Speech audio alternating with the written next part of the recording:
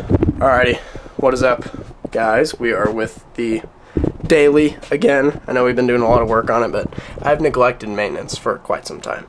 So the issue is kind of worse than I thought. That's not supposed to be like that. I'm gonna pull everything out and probably clean it off just to get rid of that disgustingness. That's pretty decrepit. It looks like the Statue of Liberty in there. But so with these, with E90s specifically, BMW like to use cheap plastic. So that causes a lot of things to crack, especially during like heat cycles. So when plastic heats up, cools down, heats up, cools down, over and over again, it's going to get kind of brittle and then crack. And that's what happened to my radiator right there.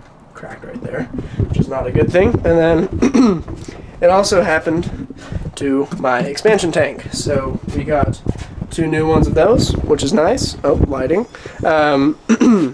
But yeah, so I'm going to be replacing those, and then a couple hoses. I replaced a couple already because they were so bad that I just had to replace them, and I really couldn't wait for the video.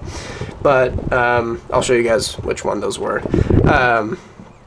I'm not going to be replacing the thermostat and water pump because they actually have not shown me any sort of trouble, I guess. But if you want to do it, it's not necessarily too hard, and I would recommend it.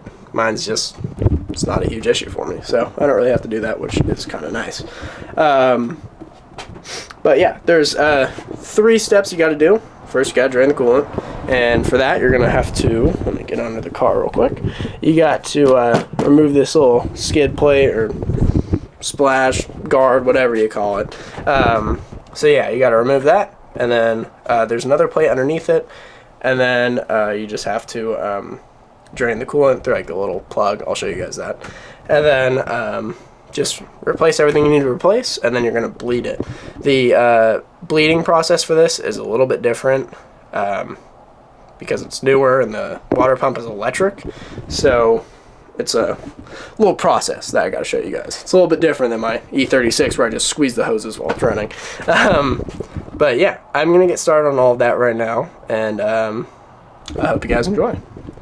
Alrighty, so we're going to get under the car real quick and then kind of show you guys what's going on underneath. So you just got to take all these little bolts out. I believe there's like 12 or 14 of them, so it's actually not too bad, but coolant is just everywhere. It's on my exhaust, it's on way down here on the skid plate. Like, it is just, there's no ends to where this coolant has reached. And to be honest, for being a static car, my skid plate is not in that bad of condition, so that's kind of a good thing. I was expecting a lot different.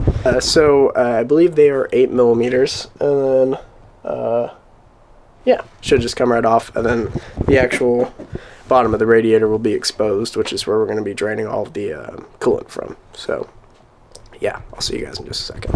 Alright, so we got the splash guard or whatever it's called out. Yeah, this has been leaking for honestly close to like 2 years now. I have just completely neglected this car for so long. I mean, it never overheated, don't get me wrong. This car has been perfect to me, but it's had its fair share of issues. Let's just say that. So I'm gonna, as I'm replacing all this, I'm also gonna clean it all up just so I know if anything else is leaking. But that's disgusting. Anyways, we're gonna get back to it.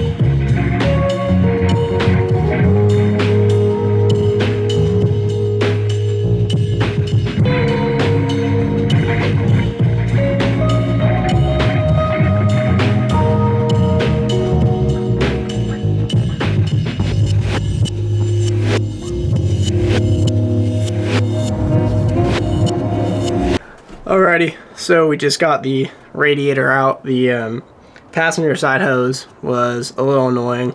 I took a crowbar to it, wedged it a little bit, and yanked it. We'll see if it leaks because of that. I don't think it will. I mean, it looks perfectly fine, and the O-ring's in pretty good shape. I just got to put everything back, and then I'm going to bleed it. It's the same exact thing, just in reverse, so I don't think I'll film too much of it, but I think you guys get the gist. Yeah, we're almost done. I almost have a normal working car. Alrighty, so now for the actual bleeding process. This is what you are going to need. Your keys and the car. So basically what you're going to do, make sure what I'm doing is right. Don't mind the pretzels in my car. Okay, so you're going to put the key in. Right, so without any foot on the pedal, you're going to turn it on into the accessory mode.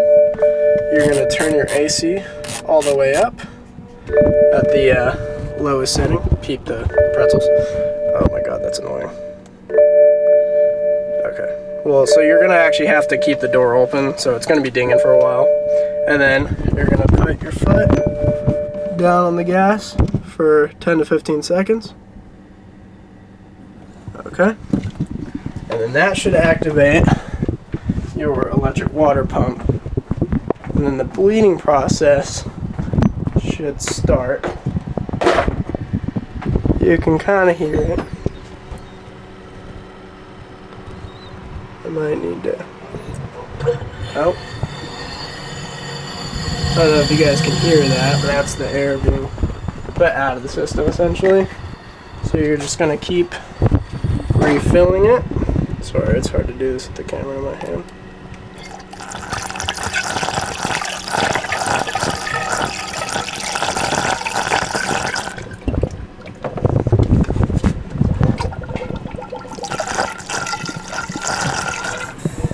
But yeah, it should be making this like weird gurgling kind of, you should hear it.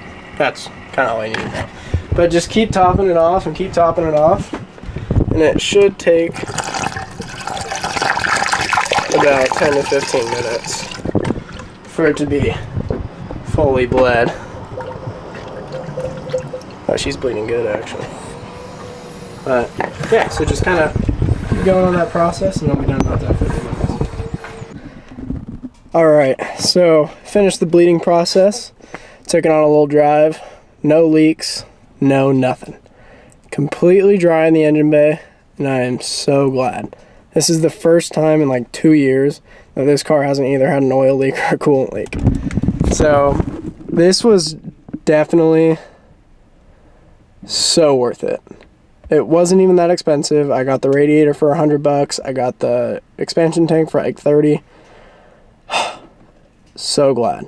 I should not have pretty much any issues with cooling or anything like that, except for maybe my water pump or my thermostat going out, but that's a future AJ problem, as I like to say. But yeah, if you have an E90, definitely do it. It's very inexpensive and it's not very difficult. I mean, I busted up my hands a little bit, but that's just how working on cars goes anyways.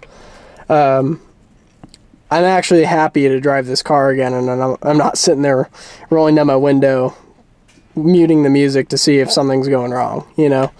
It's kind of nice to bring that sense of reliability back in my car, which I've been wanting for a very long time. And also that means now I can do the fun stuff. I can work on my fitment so it doesn't look retarded, and then I can also buy stuff for the E36. So this is definitely a turning point for both of my vehicles, and hopefully that Yukon right there, I need to get that up and running, but that might be a little bit more difficult than I thought. But again, future AJ problem. But yeah, the bleeding only took like I think 10 to 15 minutes. It wasn't that bad. And then yeah, everything was just, it was actually, for the first time working on E90, it was so simple. It was just right out in front of you, and it wasn't over complicated or over engineered like BMW likes to do. So I'm very glad that that went well. I'm very glad this car is running all nice and cool with the proper amount of coolant in it. So yeah. All right, sorry if I'm a little out of energy. I am tired, I'm sweating balls, and I feel like I'm about to pass out. But that's going to do it for this video. I hope you guys enjoyed the two-parter on the E90 series, I guess. But if you have an E90, definitely do what I did in these videos. It helps your car tremendously, and it'll increase the longevity of its lifespan. So, yeah. Again, like I said, that'll be it for today. I hope you guys enjoyed. Please like and subscribe as always. I hope you guys have a great day. I'll see you in the next one.